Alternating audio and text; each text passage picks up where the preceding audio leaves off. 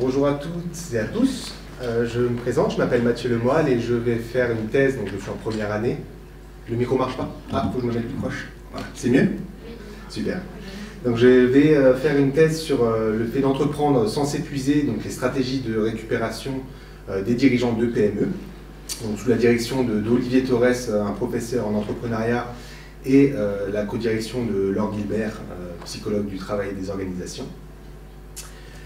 Donc tout d'abord, dans cette idée d'entreprendre sans s'épuiser, eh bien, on peut voir que les entrepreneurs ont un épuisement professionnel assez haut. En règle générale, ils travaillent entre 55 heures, environ 55 heures par semaine, d'après l'OCO.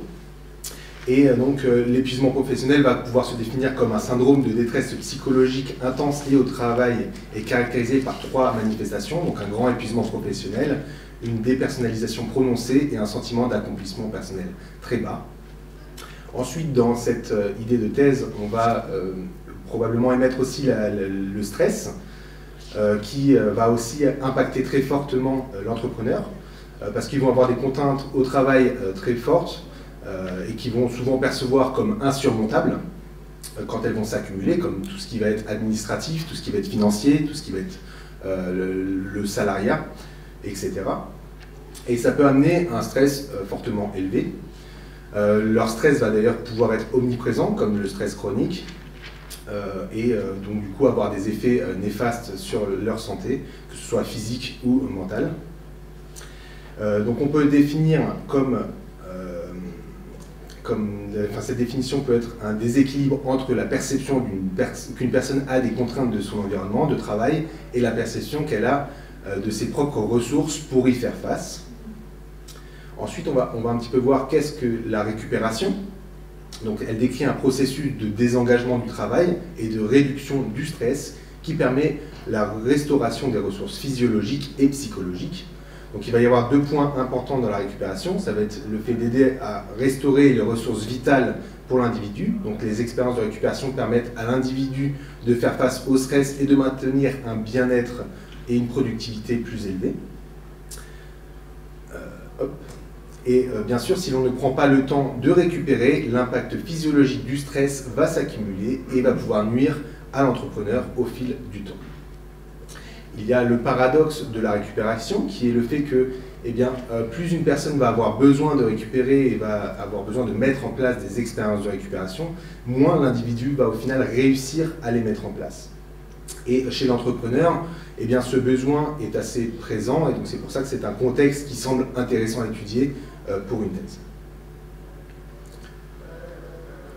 Donc la récupération, il va y avoir deux approches dans la récupération. On peut avoir l'approche par l'activité, donc c'est l'idée que c'est une manière qu'un individu va passer son temps en dehors du travail, ou même pendant les pauses au travail, donc comme l'activité physique, sortir avec des amis, lire un livre, etc.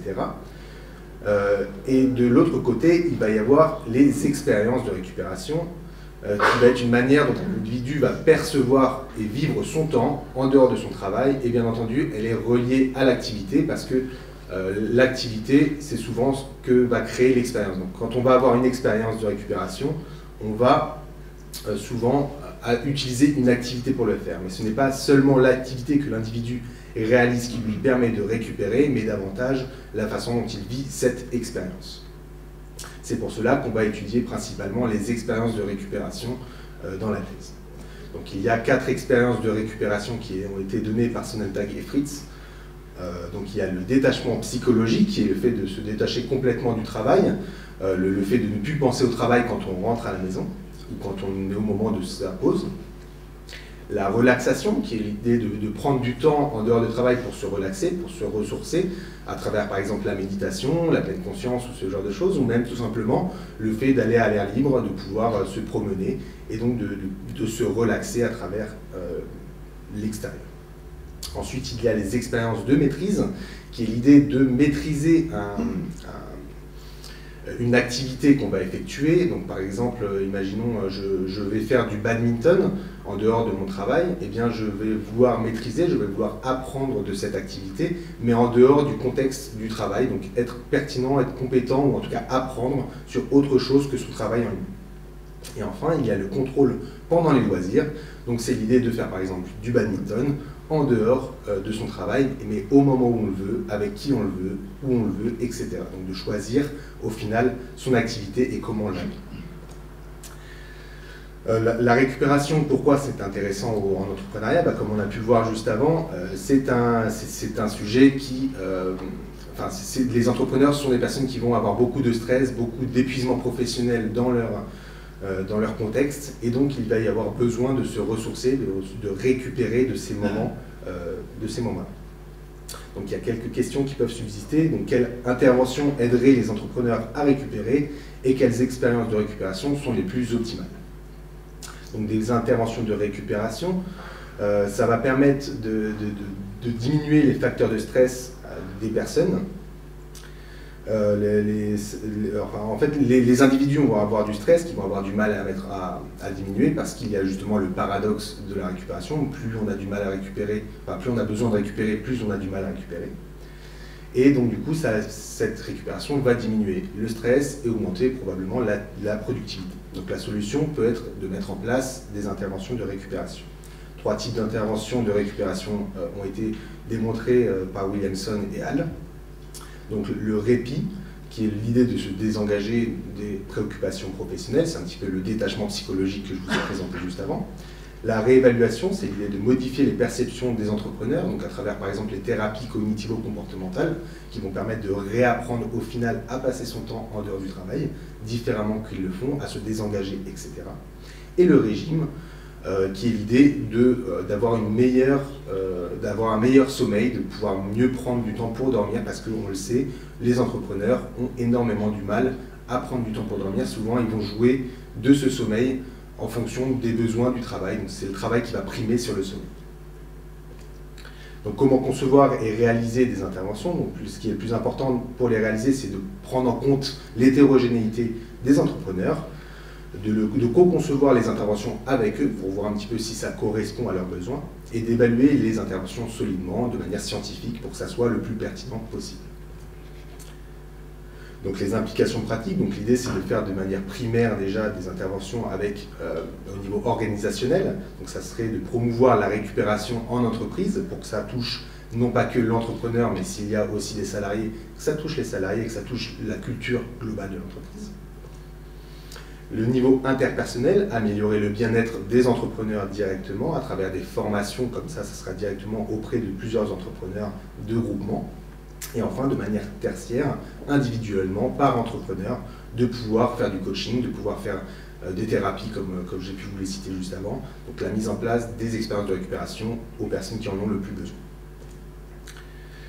Donc quelles sont les perspectives de recherche possibles? Donc la récupération entrepreneuriale est bien sûr très pertinente. Elle semble être vraiment dans leurs besoins, en tout cas de stress et d'épuisement professionnel. Et donc, quelles activités et expériences de récupération c'est les plus efficaces chez cette population? Eh bien, là, on a pu émettre quelques hypothèses de thèse, en tout cas des bribes. Donc, l'idée, ce serait de comparer déjà les apports qui ont été faits sur les salariés, parce qu'il y a eu déjà quelques articles depuis une dizaine d'années qui ont été publiés sur les salariés, mais sur les entrepreneurs, il y a eu, il me semble, 2 articles, en tout cas de ce que j'ai pu constater pour le moment, qui ont été publiés. Donc, ça serait de comparer si les expériences de récupération sont aussi pertinentes ou différentes, et si elles améliorent aussi bien le bien-être et diminuent le mal-être des individus. Le rôle des effets des expériences de récupération, donc du coup, comme je viens de vous le dire, sur le bien-être et le burn-out des entrepreneurs. Et enfin, la conception et la mise en œuvre d'une évaluation, donc à travers une intervention de récupération des entrepreneurs. Donc l'idée, ça serait de publier dans des revues qui seraient entre l'entrepreneuriat et la psychologie, parce que moi j'aimerais toujours garder cette casquette de psychologue, et en même temps je trouve ça intéressant de publier aussi en entrepreneuriat. Et donc l'idée serait de publier dans des revues de rang 2, ce qui semble atteignable et pas trop ambitieux. Voilà, donc c'est l'idée. Bien sûr, cette recherche est encore aux prémices, donc il y a encore beaucoup de choses à travailler, mais ça me semble intéressant. Voilà, merci beaucoup pour votre attention.